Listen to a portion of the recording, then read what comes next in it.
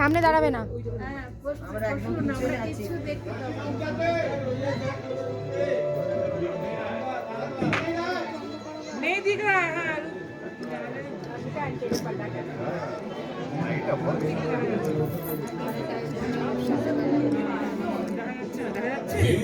দেখা যাবে যাবে। हिंदुस्तान की सरजमीन का वो हिस्सा है जिसकी सूरज सबसे पहले कदम बोसी करता है। আরে দেখা যাবে, লাইট জ্বলছে তবে তো। अरुण अर्थात सूरज की पहली सरगर्मी का अड्डा है ये, इसीलिए इसको अरुणाचल कहते हैं।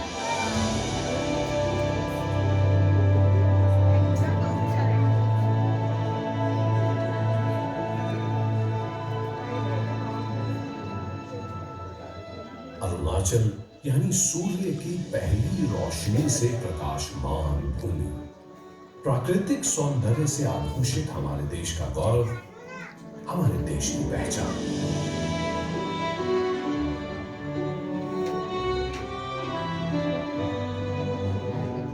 हिंदुस्तान की इस मनोहरी प्रांत की सुबह लोगों के मुख चिन्ह को अपनी सुनहरी किरणों से दीप्तमान कर आशा की नित्य नई कहानियां कह जाती हैं। यहाँ का ऊंचा उतंग पहाड़ बर्फ का शाही लबादा उड़े बादशाहों सा इतराया करता है। यहाँ के मठों से आते बौद्ध भिक्षुओं के मंत्र जाने कितने गुमराहों को मंजिल तक पहुंचाते हैं। अमन यहाँ का एक छत्र राजा है और प्रगति और समृद्धि इसके दरबार। अमन यहाँ का राजा है क्योंकि इसकी निगहबानी हम करते हैं। हम इसके प्रहरी हैं। हम यानी कि तवांग में तैनात हिंदुस्तानी सैनिक। हम यानी जज्बे और बहादुरी के वो पुतले जिसके रोम रोम में बसा है हिंदुस्तान, हिंदुस्तान और सिर्फ हिंदुस्तान।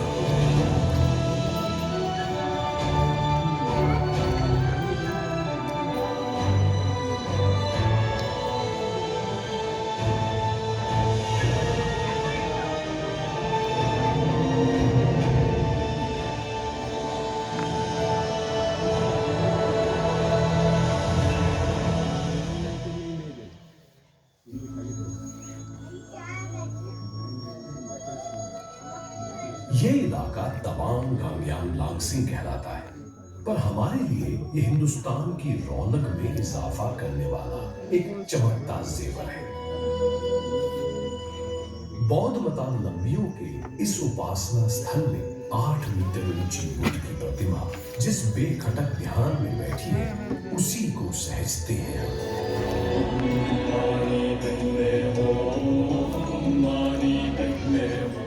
बौद्ध भिक्षु रोटेटिंग मिल के सामने अपनी प्रार्थनाओं में यहाँ जिस चैनो अमन की मुराद रखते हैं, जिस शांति का दिया वो जलाते हैं, उसी के रक्षक हम हैं।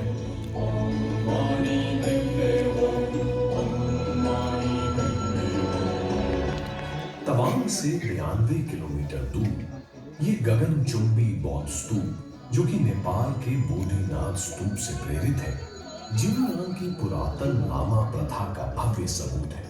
इस स्तूप का 186 फीट का आधार ठीक वैसा ही अडिग है जैसी कि देश के प्रति हमारी निष्ठा। यहाँ हर पल मुस्तैद है हम, क्योंकि यहाँ हवा में लहराता बौद्ध स्तूप का जो कीर्ति पताका आसमान से खुशगपियां कर रहा है, इसे यूं ही बेफिक्री की आजाद हवा में लहराते देखना चाहते हैं।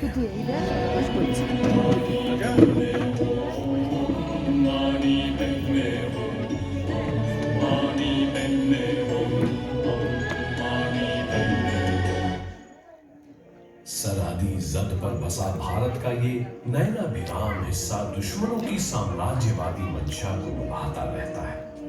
भारत के इस दुलारे के साथ कहीं कोई अनहोनी ना हो, आत्म आहुति के भाव से भरे सदैव सतर्क रहते हैं यहाँ हम। आइए आपको बताते हैं और भी वो वजह जिन्होंने हमें इस इलाके का शहदाई बना दिया है। ऐसी ही एक वजह है शुंगित्सर झील, जिसे माधुरी झील के नाम से भी जाना जाता है।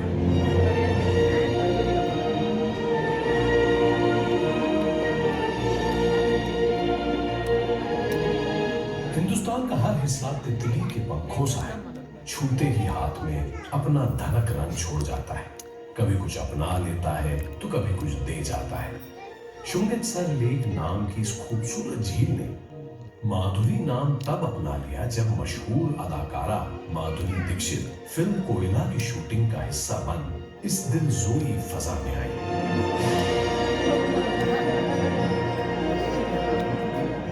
भूकंप से निर्मित इस झील में पुराने खुश्क दरख्त यूं खड़े हैं मानो सावधान की मुद्रा में हम सेना के जवान खड़े हैं।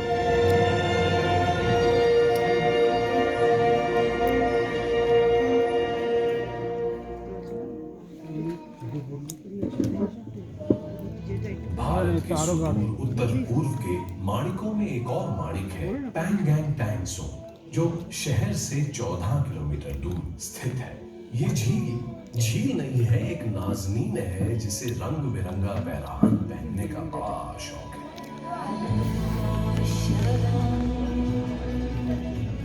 दिन के सफेद शफाफ पहलू में ये झील नीला घूंघट ओढ़ लेती है तो बारिशों के मौसम में कोहरे की चादर।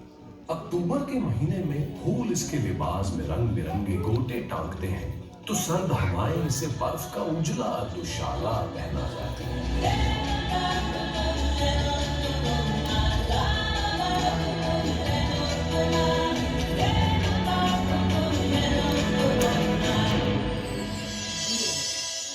हम इस इलाके की मिट्टी की ही नहीं, यहाँ की संस्कृति, यहाँ की परंपराओं की भी पहरेदारी करते हैं।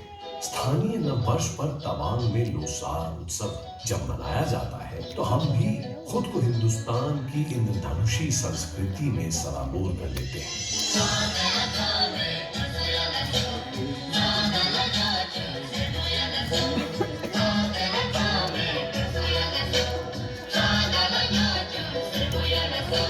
तवांग की स्थानीय जनजाति की मोनपा संस्कृति के पारंपरिक नृत्य संगीत से ताल मिलाकर हम भी खूब नाच गाते हैं और थिरकते थिरकते करते हैं उस मान्यता को मजबूत जो कहता है कि हिंदुस्तान अनेकता में एकता, मेलों मिल्लत मोहब्बत और खुलूस वाला देश है। नृत्य गायन और प्रतियोगिताओं के मीठे समर से लदा तवांग उत्सव का जो छतनार पेड़ आज खड़ा है उसका बीज बोया गया था 16वीं शताब्दी में। और तवांग संस्कृति का तो कहना ही क्या, ये संस्कृति हम भारतीय सेना के जवानों की तरह ही जीवट है जो जाने कितने विप्लवकारी सदियों के गलियारे लांघ कर हम तक आई है।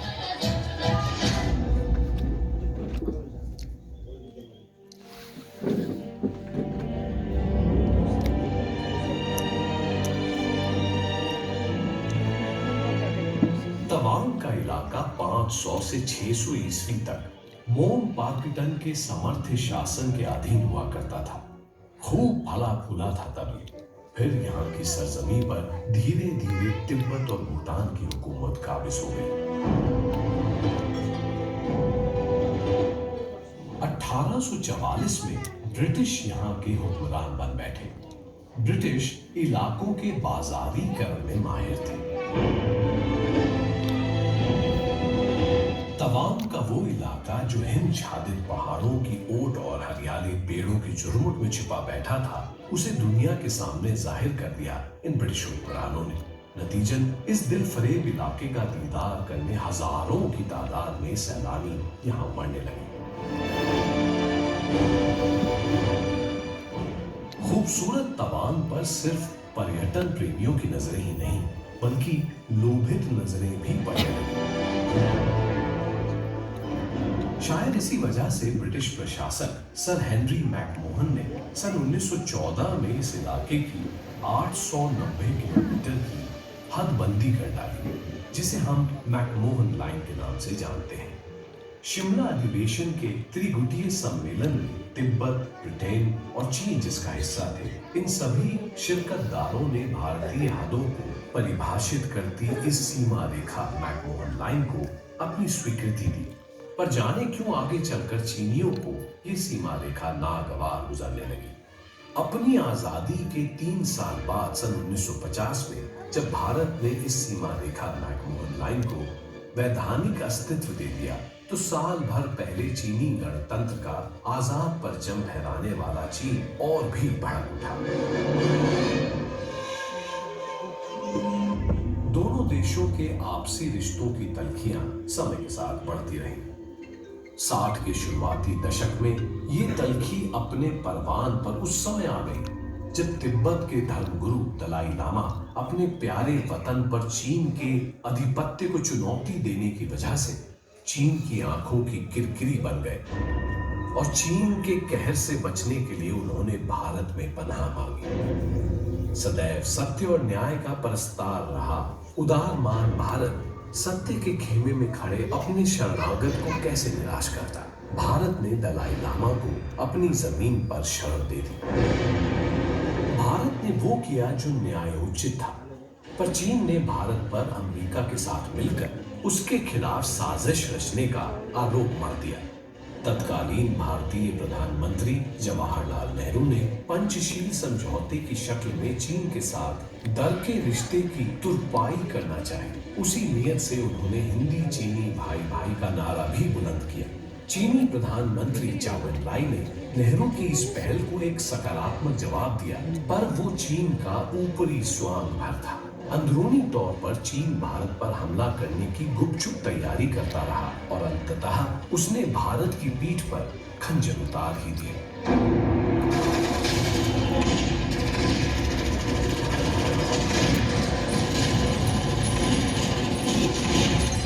जी हाँ, सन 1962 में चीन ने भारत पर औचक्के से आक्रमण कर दिया। भारत शांति और अहिंसा की प्रतिमूर्ति बुद्ध का भी देश था। तांडव करने वाले भीषण रौद्र रूप शिव का भी। बुद्ध के अनुगामी शांति के पैरोकार भारत ने भरसक कोशिश की कि मैत्रीपूर्ण संवाद के जरिए चीन के साथ विवाद का कोई शांतिपूर्ण हल ढूंढा जाए, पर चीन ने जब प्यार का प्रत्युत्तर छल बल से देकर भारत पर युद्ध थोप दिया, तो फिर जगह भारतीय सेना की भुजाओं में बसा भारत का रुद्र।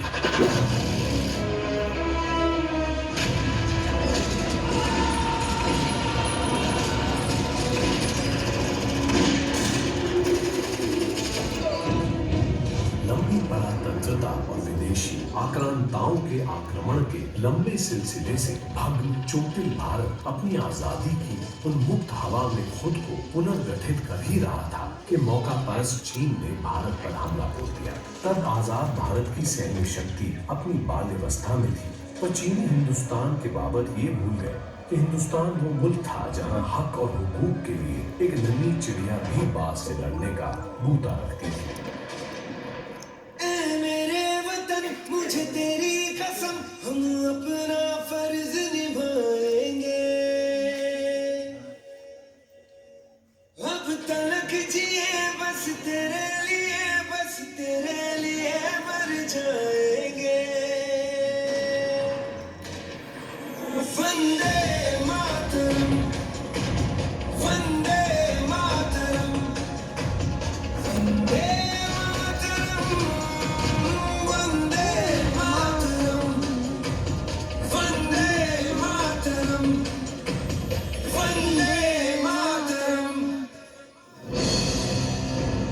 बेशक चीनी फौज तादाद और असले में हिंदुस्तानी फौज से अव्वल थे, पर तारीख गवाह है कि युद्ध हथियार से नहीं, ना ही तादाद से लड़ा जाता है। युद्ध लड़ा जाता है केवल और केवल हौसले से।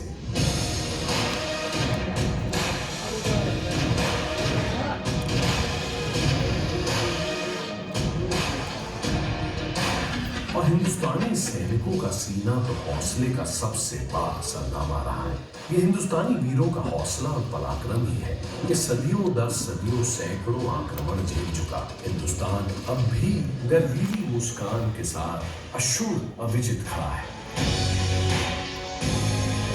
हिंदुस्तान और हिंदुस्तानियों के इसी कभी न हार मानने वाले जज्बे पर मशहूर शायर इकबाल ने क्या खूब लिखा है।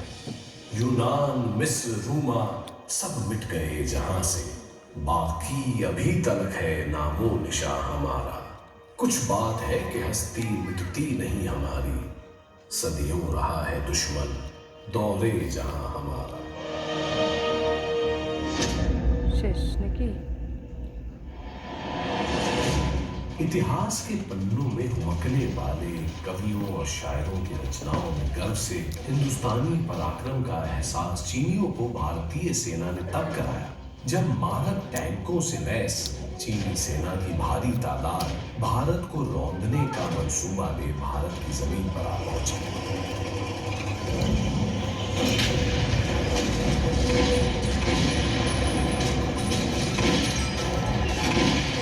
1962 के इस तांडवकारी युद्ध में भारत ने बेशक जान माल के नुकसान के लिहाज से मात खाई, पर उस युद्ध में मनोबल के मामले में, पराक्रम के प्रदर्शन के मामले में भारतीय सेनाओं ने चीन को अपना जौहर खूब दिखाया।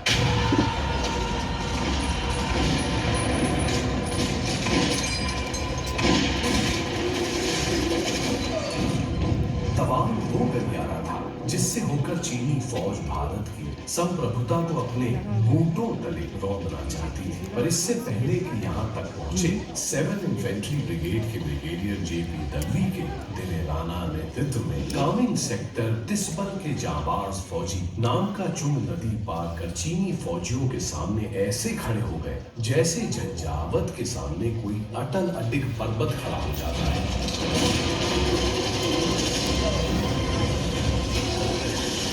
तवांग स्थित ब्रिगेड के अंतर्गत भारतीय सैनिकों की केवल 4 इन्फेंट्री बटालियन थी और सामने थी चीनी फौजियों की 24,000 की भारी तादाद। मामला एक तरफा था, पर फिर भी भारतीय जवान पूरे जोश और बलबले के साथ वहां डटे रहे।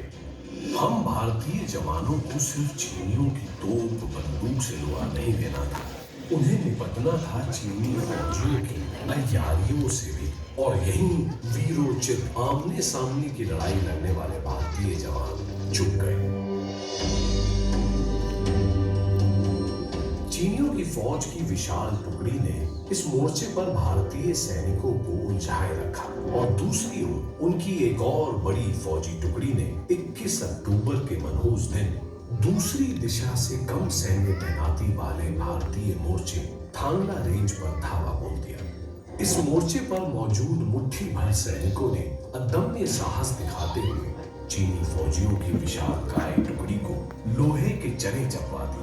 बड़ी मुशक्कत और जान माल के काफी नुकसान के बाद ही चीनी फौज इस मोर्चे पर कब्जा कर पाई।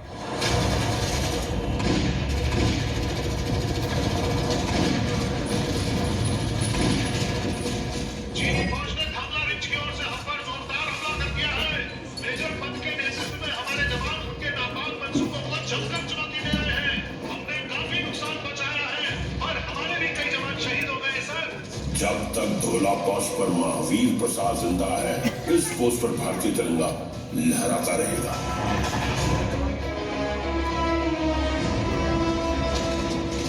चीन भारत पर ताबड़तोड़ चौतरफा आक्रमण कर रहा था। इसने 23 अक्टूबर को आसाम राइफल्स के पोस्ट बोलना पर भी जोरदार हमला बोल दिया। इस पोस्ट की कमान सूबेदार जोगिंदर सिंह के हाथों में थी। सिंह, क्या खबर है?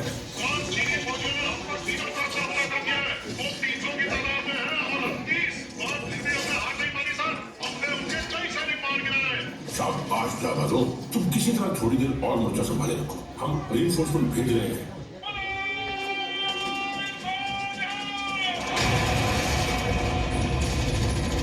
सूबेदार जोगिंदर सिंह ने अपने दिलेर साथियों के साथ मिलकर उस दिन हिम्मत की एक बेमिसाल इबारत लिखी। दुश्मनों से लड़ते लड़ते उनका गोला बारूद सब खत्म हो गया, बचा तो सिर्फ हार ना मानने वाला हौसला। इसी हौसले के बलबूते वे अपनी प्यारी मातृभूमि के लिए मौत से निहत्थे हाथापाई करते रहे। जब तक एक भी भारतीय जवान के जिस्म में सांसें उमकती रही, चीनी फौज उस मोर्चे पर एक कदम तक न रख पाई। ये शेर दिल अपने दुश्मनों का दिल दहलाकर जब निष्प्राण हो गए, तभी इस मोर्चे पर चीन ध्वज लहरा पाया। सूबेदार जोगिंदर सिंह को उनके अदम्य शौर्य के लिए मरणोपरांत परमवीर चक्र से नवाजा गया।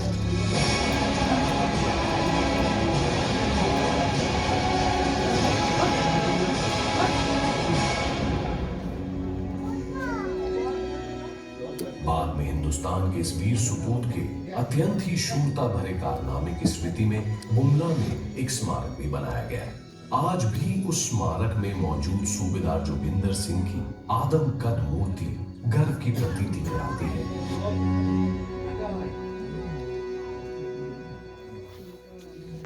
मिंटा बापा पूरी भारत का चीन से युद्ध सिर्फ युद्ध की एक कहानी मात्र नहीं, एक देश के लिए प्राणाहुति देने वाले भारतीय वीरों की आपसी होड़ की गर्वीली गाथा है, जिसे सुनकर हिंदुस्तानियों का सिर फख्र से ऊंचा हो जाता है। देशभक्ति और शहादत की अनूठी अनगिनत मिसालों में से ऐसी ही एक मिसाल है चौथी गढ़वाल राइफल का वीर सिपाही जसवंत सिंह, जिसने युद्ध की उस भयावह रात 11,000 फीट की ऊंचाई पर अकेला महज एक लाइट गन के बूते चीनी फौज के कारवां को रोके रखा। ज्यादा सक्षम मीडियम मशीन गन से लैस चीनी फौज सैकड़ों की तादाद में इस वीर सिपाही पर ताबड़तोड़ वार करती रही, पर जब्बर हार वाला ये बाका उन्हें ईंट का जवाब पत्थर से देता रहा। इस बहादुर की बहादुरी और मातृभूमि के लिए अपार प्रेम देख स्थानीय बाशिंदे सेना और नूरी की रगों का लहू भी तेजाब सा उबलने लगा। वे भी अपनी जान की परवाह न कर उस समर कुंड में कूद पड़े।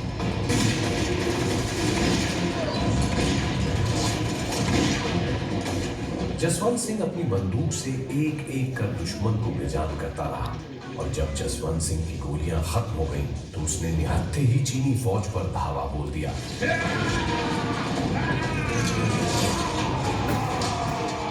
और दुश्मन की एक मशीन गन अपने कब्जे में लेकर उनके ही असले से उस उतंग पहाड़ पर उनकी कब्र खोद दी।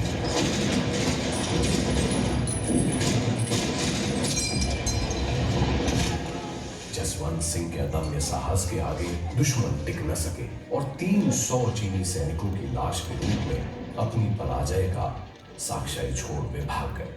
अपने कर्तव्य का निर्वहन करने के बाद बुरी तरह घायल जसवंत ने मृत्यु को इजाजत दी कि वो उसे अपने आगोश में ले ले। पराक्रम के इस विरले प्रदर्शन के लिए जसवंत सिंह को मरणोपरांत महावीर चक्र से सम्मानित किया गया।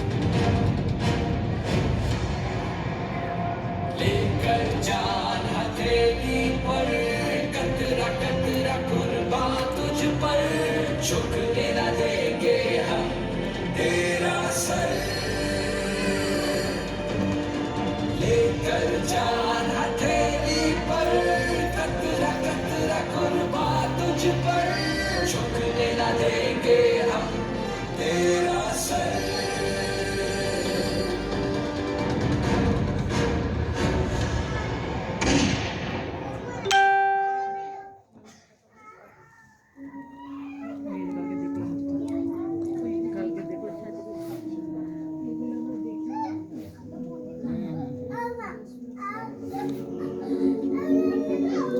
भारत का ये वीर बांका मिटने वाला जज्बा हर हिंदुस्तानी के अंदर देश प्रेम का अलख जगाता रहता है। ऐसे ही कई भारतीय जाबाजों की अद्भुत दिलेरी की कहानी समाय तवांग का नामयान चोटन विजय स्तूप रेजिमेंट फ्लैग लहराता आन बान शान के साथ खड़ा है। ये सिर्फ विजय स्तूप नहीं है, बल्कि हिंदुस्तान के माथे पे लगा वो गौरवमयी तिलक है जिसमें हिंदुस्तान के 2420 वीर सुपूतों का रक्त आहुत है। जीवन जो मेरा था हमको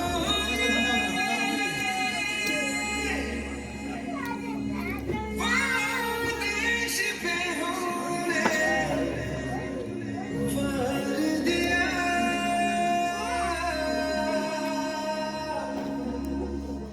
जो कर्ज था अपनी मिट्टी का, वो हमने आज उतार दिया।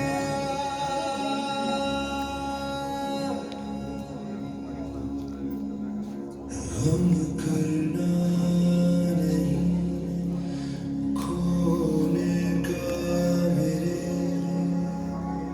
मैं सौंप रहा हूँ देश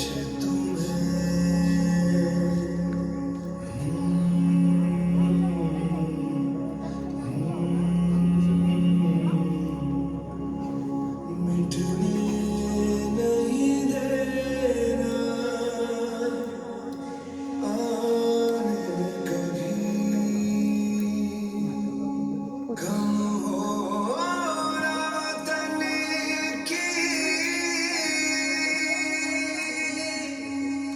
शान कभी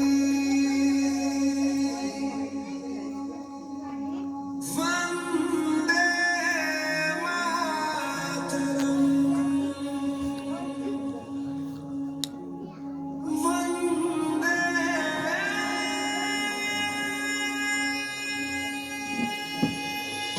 अब तक हुए युद्धों में हिंदुस्तान के हम रणबांकुरों ने रणभूमि पर अपना ऐसा जलवा दिखाया है कि अब दुश्मन हमारे हिंदुस्तान की सरजमी पर बुरी नजर डालने से डरते हैं। हम वीरों ने खुद को न्यौछावर कर भारत के लिए शांति अर्जी है, चाहे सामरिक क्षेत्र हो या आर्थिक सामाजिक क्षेत्र। भारत अब तक मोर्चे पर लगातार द्रुत गति से प्रगति के पथ पर अग्रसर है। इस शांति काल में भी तवांग में तैनात भारतीय सेना का हमारा कर्मठ ब्रिगेड आराम की गोद में नहीं बैठा है, बल्कि इस खूबसूरत पर दुर्गम इलाके के उत्थान के लिए सतत प्रयत्नशील है। इलाके की किसी भी आपात स्थिति में हमारा ब्रिगेड संकट मोचन पर फौरन पहुंच जाता है, चाहे पर्यटन को बढ़ावा देकर यहाँ के बाशिंदों के लिए रोजगार पैदा करना हो या इलाके की सद्भावना और समरसता को सींचना सहेजना हो। तवांग ब्रिगेड तवांग के चौतरफा विकास के लिए पूरी तरह से प्रतिबद्ध है। हम तवांग ब्रिगेड के जवान बीमार और प्राकृतिक आपदाओं से ग्रस्त लोगों के लिए ही नहीं, बल्कि पालतू पशुओं के लिए भी हर संभव मेडिकल और राहत शिविर लगाते हैं। हम जवान सैनिक स्कूलों की परीक्षा के अभ्यर्थियों और सैनिक बनने के इच्छुक किशोरों का मार्गदर्शन भी करते हैं, ताकि युवा पीढ़ी से हम जैसे वतन पर जान निसार करने वाले दीवानों की और खेप आ सके। हमने जवानों के अनाथों की परवारदारी के लिए मंजूश्री फाउंडेशन की स्थापना भी की है। इस फाउंडेशन के बैनर तले भारतीय सेना की सरपरस्ती में बेसहारा बच्चों के न केवल रहन सहन भरण पोषण की व्यवस्था है, बल्कि आर्मी स्कूल तेजपुर में इन बच्चों की शिक्षा का प्रबंध भी किया गया है। हम सैनिकों द्वारा संचालित इसी तरह का एक अन्य स्कूल है विद्याश्री स्कूल, जहां दिहाड़ी पर काम करने वाले गरीब मजदूरों के बच्चे अपनी नन्ही आंखों में पल रहे खुश ख्वाबों को भुनाने की दिशा में प्रयासरत हैं। अमन के गुलशन में गुंचों को सहेजते हम सैनिकों को देख ये मत सोचिएगा कि हमारी बाजुएं जंग आलूदा हो गई होंगी। हमने पिछले युद्धों से सबक लिया है कि शांति शक्तिवानों को ही शोभित है, उन्हीं की बहुलाई करती है, और इसलिए हम सजग हैं, सतर्क हैं, अपना बाहुबल बढ़ाने के लिए सतत प्रयत्नशील हैं। दुश्मन चाहे कितना भी बड़ा क्यों ना हो, वो जंग चाहे कितना भी विषैला क्यों ना हो, हम उसका फन कुचलना जानते हैं। जय हिंद। वंदे मातरम वंदे मातरम।